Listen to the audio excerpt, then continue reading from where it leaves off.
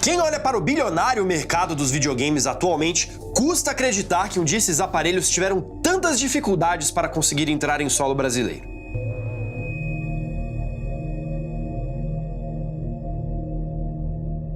As barreiras da legalização e o desinteresse das empresas brasileiras com o mercado daqui fechavam as portas para consoles e jogos. Por causa disso, os videogames só chegaram ao público brasileiro por causa dos clones, dos hackers e de contrabando dos produtos vindos do exterior. É algo controverso? Lógico. Mas foi o nosso velho jeitinho que acabou destravando o mercado de games no Brasil.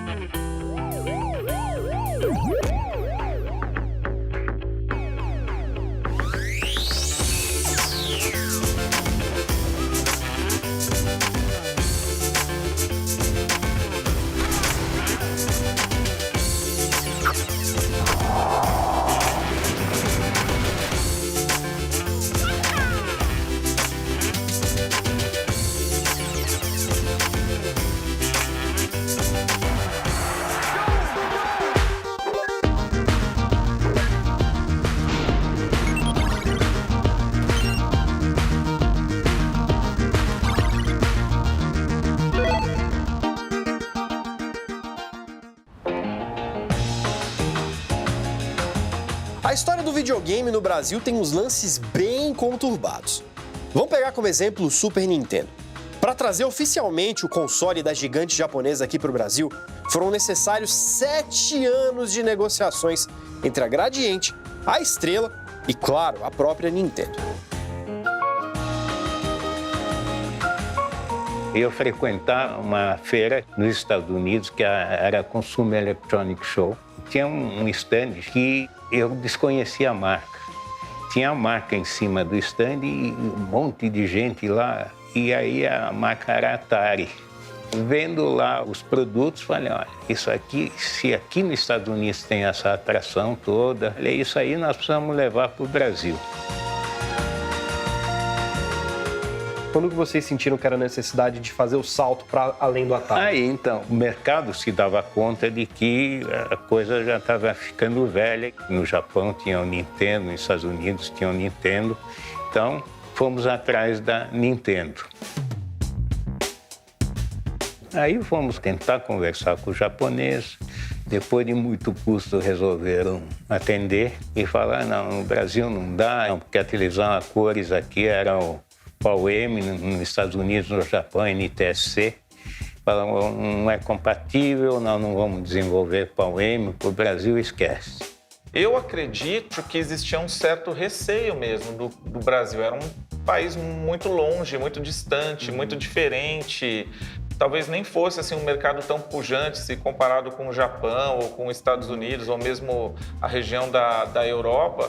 Então assim, deixa lá, vamos escolher as nossas prioridades e aí a vez do Brasil nunca chegava, né? A Playtronic chegou aqui na metade dos anos 90. Cara, ali a Nintendo tava no topo do mundo, né? Dominava praticamente o Japão, os Estados Unidos em boa parte, que teve uma briga muito boa com o Mega Drive lá, né? Mas a Nintendo só veio pro Brasil quando viu que o terreno era confiável. Agora é oficial. Esticar oferece a você o Nintendo com garantia de 1 ano, assistência técnica e no padrão brasileiro de cores. Esticar agora, todo mundo vai achar legal. Exija. O legal é Nintendo Playtronic. Mas quando esse videogame finalmente chegou aqui, o mercado nacional já estava dominado pela Sega. E havia muito trabalho a fazer para conquistar o público brasileiro. A Gradiente entrou com o Nintendo oficial. Mas quando a Nintendo oficial entrou, a Tectoy já tinha o parque todinho instalado, a gente já tinha lojas no Brasil todo, a gente já tinha hotline, a gente já tinha toda uma plataforma preparada para atender o público.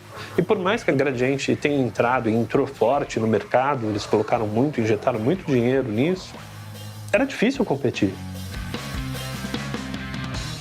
Você acha que teve alguma influência aí do trabalho da Tectoy na própria Nintendo? Cara, eu acredito que sim. Aqui, pelo menos no nosso mercado, a Playtronic, que chegou de forma tardia, seguiu os passos de muita coisa que estava sendo feita pela Tectoy, né? Teve o clubinho de jogadores, eles mandavam jornalzinho também, mandavam alguns brindes que a Tectoy, na época, não chegou a mandar a Nintendo Playtronic aqui no Brasil, te mandava VHS em casa, né, com trailer de jogo, de lançamento. Mas o ponto era, tarde demais. A gente teve o Nintendo 8 bits lançado de forma oficial aqui, mas era numa época que já tinha no mercado, já há 2, 3 anos, o Super Nintendo. Então não teve o fit que deveria, né? Perdeu o timing, de verdade. Como deu pra perceber, a Nintendo não teve sossego da concorrência aqui no Brasil. Aliás, ela não teve sossego em lugar nenhum do mundo. A disputa entre a Nintendo e a sua compatriota Sega pelo mercado era bem acirrada. Com o processador mais veloz, o Mega Drive da Sega se orgulhava de seus jogos de esportes e seus personagens bem rápidos. Mas a Nintendo contra-atacou, trazendo para o seu console um dos jogos mais populares do mundo dos fliperamas. Street Fighter 2 chegou primeiro no Super Nintendo e só depois foi lançado para o Mega Drive. Foi um movimento da Nintendo incrivelmente esperto, porque na época os arcades eram os lugares onde você ia se divertir socialmente, né? E de fato, mesmo que você tivesse um Super Nintendo em casa, as experiências que você via nos arcades tinham uma qualidade muito maior em gráficos e gerava aquela sensação do tipo, poxa, já pensou ter isso um dia em casa? Para eu jogar a hora que eu quiser, sem precisar gastar ficha para isso? Quando Street Fighter 2 chega para o Super Nintendo, com a qualidade que chegou, inclusive, que era um porte muito bom, imediatamente separou, né? Deixou o Super Nintendo num patamar mais elevado.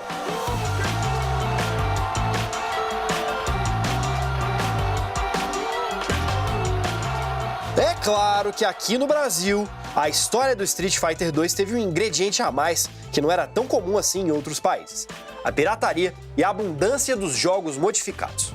A gente via muitas versões modificadas de Street Fighter em fliperamas, o famoso Street Fighter de rodoviária. Qual que era a intenção de ter esse jogo modificado? O mercado pirata que criou, né, essa demanda pela modificação no Street Fighter de rodoviária, que a gente conhece, se criou isso porque existia uma época que não tinha atualização em cima de Street Fighter, no arcade, no fliperama. E para continuar vendendo máquina, para continuar tendo a molecada gastando dinheiro com ficha, eles faziam essas alterações para chamar a atenção. Então você chegava no fliperama, tinha lá um Ryu que soltava 5, 6 magias de uma vez.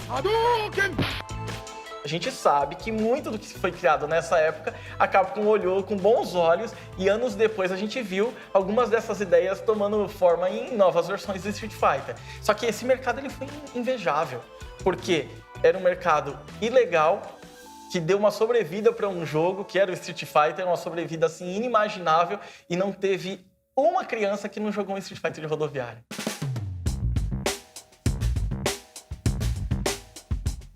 O que leva uma pessoa a querer modificar um jogo que já existe, transformar uma obra já existente em outra coisa, isso independente de jogo, em qualquer segmento? No Brasil, desde o começo, foi uma questão de querer apresentar para o público local, sempre, né? Tipo, para os jogadores brasileiros, para o público brasileiro, o que vinha de fora. Eu acho que essa foi a raiz, de quase tudo que isso aconteceu na história do Brasil, em games e fliperamas mesmo. Né? Por que as pessoas modificavam? Eu acho que, antes de mais nada, para elas conseguirem jogar mesmo. Às vezes colocava um personagem famoso no Brasil num outro jogo para as pessoas se interessarem por aquilo, e aquilo também tem um valor mercadológico também, né? As pessoas queriam vender videogame, para essas pessoas precisavam jogar. Quem está modificando, de certa forma, está pensando em como melhorar o jogo, e às vezes melhora mesmo. E quem está colocando aquela máquina no seu estabelecimento está pensando em vender.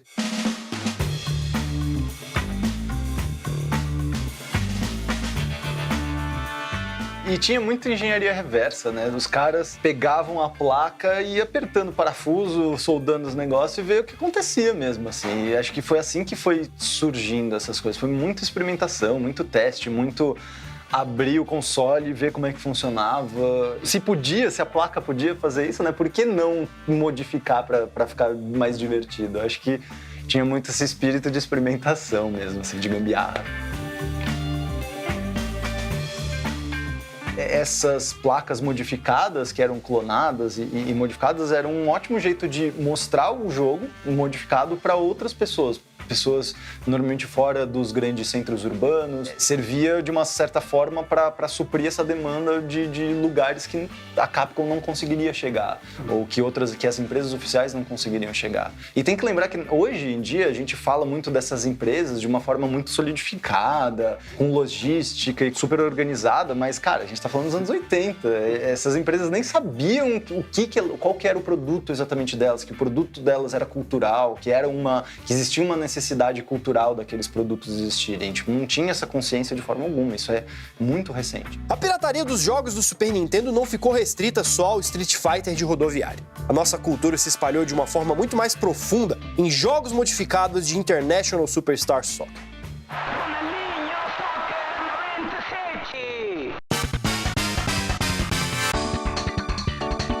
Os jogos modificados também nos presentearam com 2 versões históricas do clássico International Superstar Soccer.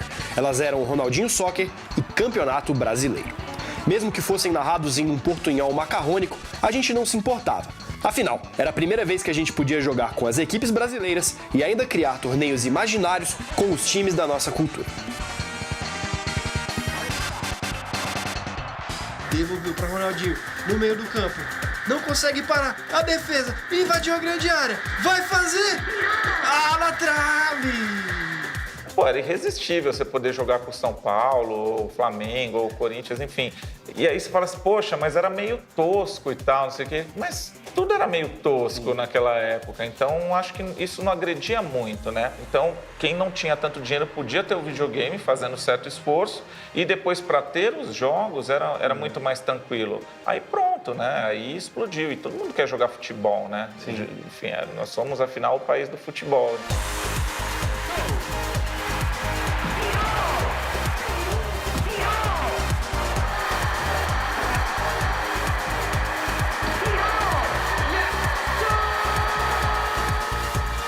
Vocês chegaram a jogar esses jogos?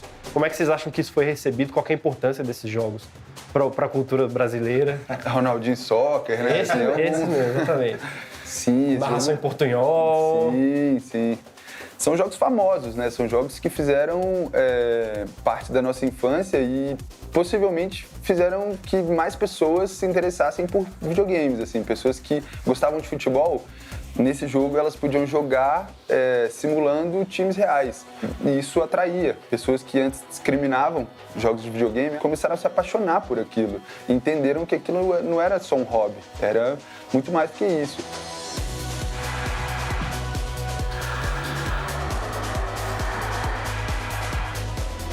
Esses jogos, eles muitas vezes não eram produzidos nem por brasileiros. Eram produzidos por peruanos, por bolivianos, colombianos, pessoas que estavam ao redor do Brasil e entendiam que se você colocasse um jogador brasileiro com o nome real, as pessoas iam comprar aquele jogo. No caso do Ronaldinho Soccer, eram peruanos que faziam modificações e distribuíam para o mundo todo. Então, muitas vezes, não era nenhuma questão da gente querer ganhar dinheiro com isso. Era uma questão da gente querer jogar. Bora, Zé Elias! Vai, sabe!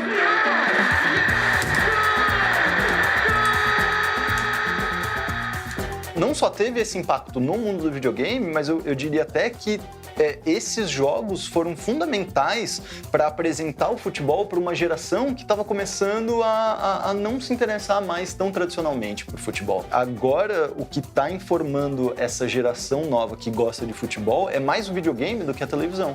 Eles jogam mais no videogame e ficam catando jogos internacionais para ver os grandes jogadores do mundo do que ficam acompanhando os campeonatos locais brasileiros. O impacto foi tão grande que não só isso influenciou e forçou as empresas a procurarem negociar direitos e contratos com os jogadores e com os times, que é uma questão super espinhosa até hoje. As grandes franquias de futebol têm problemas com isso, mas forçou essas empresas a melhorar o jogo de certa forma. Sem ter direitos sobre os nomes reais dos jogadores, as seleções dos jogos apareciam com um plantel de atletas inteiramente inventado. Desses desconhecidos, uma lenda se destaca. Alejo, camisa 7 da seleção brasileira, o maior jogador de todos os tempos que nunca existiu. quem lembra do International Superstar Soccer ou quem viveu essa época são pessoas certamente acima dos seus 30 anos de idade, né? Quando você vê essa apropriação do Alejo hoje em camiseta, em campanha publicitária, isso está sendo divulgado para pessoas, para as novas gerações também, né? Então, eu acho que, em parte, a questão do Alejo, ela aconteceu como aconteceu justamente pelo fato de não ter os times, né? A gente jogava com o nosso imaginário, com aquilo que a gente tinha disponível, né?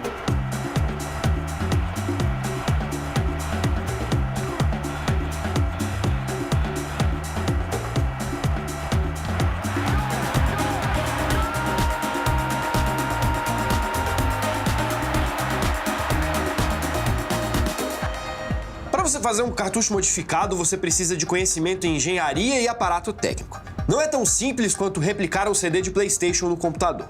Desde a época do Ronaldinho Soccer, lá atrás, eu tenho curiosidade de saber qual é a diferença entre um cartucho hackeado e um cartucho original.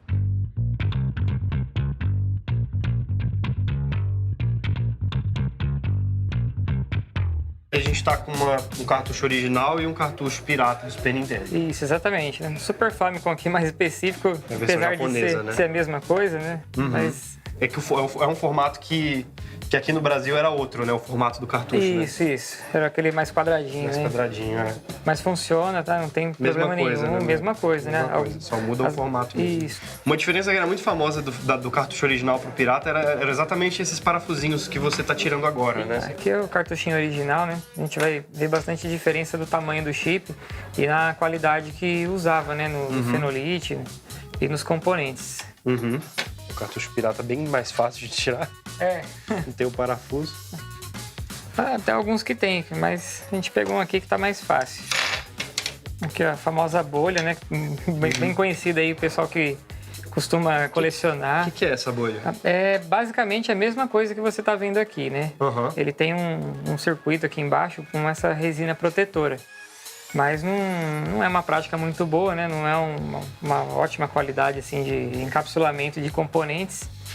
Né? E a qualidade aqui da placa, a gente vê a diferença de uma para outra, dos contatos, da cor. A pegada dela é diferente. Né? Lembrando que são dois chips aí que devem ter no mínimo uns 20 anos. Por aí, viu? Por 20, aí, 25 com certeza. anos cada um. E você vê que o original resistiu ao teste do tempo muito mais do que o cartucho pirata. Isso, com certeza. O preço não era tão diferente na época que a gente fala de cartuchos, porque você não conseguia gravar um cartucho em casa. Então você precisava de uma infraestrutura para criar em linha de produção. Precisava ser fabricado. Então, um chip, por mais que ele fosse pirata, ele não tem diferença no valor do chip original. Você só não está pagando o direito autoral. Uma fábrica para você criar as placas do cartucho, para você soldar os chips, é a mesma fábrica da original. A estrutura pode ser numa escala menor, né? Mas você não paga o direito autoral. No caso, quando a gente fala de CD qualquer um, chegou um momento que qualquer um gravava em casa, né? Então você tinha as reprodutoras, na época que nem todo mundo ainda tinha gravador de CD em casa, ainda assim era mais barato, por quê? Porque você tinha as produtoras gravando em escala semi-industrial num galpão, por exemplo.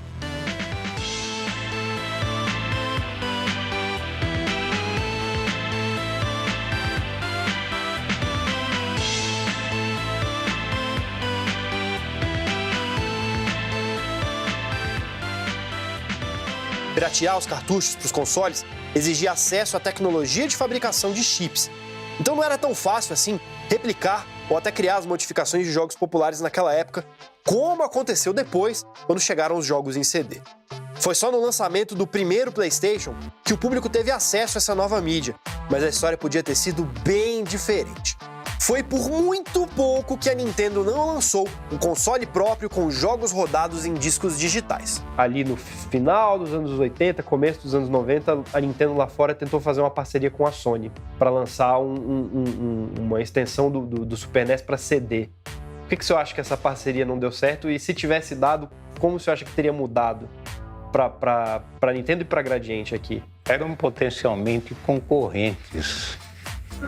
Eu acredito que a própria Sony não estava muito inclinada a ajudar a Nintendo, porque acho que o PlayStation ainda que não tivesse sido lançado, ele devia estar sendo ruminado internamente, então...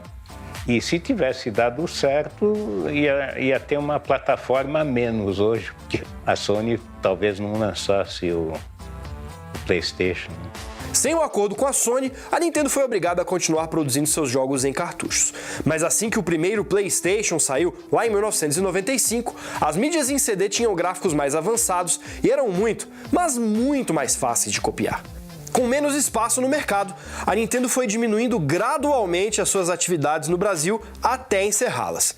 E a empresa nunca mais voltou para cá. Até hoje a gente se faz perguntas sobre Nintendo e Brasil que a gente não consegue entender, sempre essa relação de por que a empresa não está aqui, como poderia ou deveria estar. Hoje a gente tem eventos acontecendo no Brasil, a Nintendo de forma bem tímida, olhando para o nosso mercado de novo, mas assim, não sei se eles voltam, né? A Nintendo sempre tentou, de verdade, eles sempre tentaram, mas eu não sei como que eles enxergam o nosso mercado. Eles não conseguem ver a gente como um mercado importante para videogame. A história da Nintendo com o mercado brasileiro é cheia de problemas. Na minha opinião, a relação começou tarde demais e acabou muito cedo. Coincidência ou não, a Sony e a Microsoft acabaram ocupando esse espaço no mercado, especialmente depois que a Nintendo saiu do Brasil.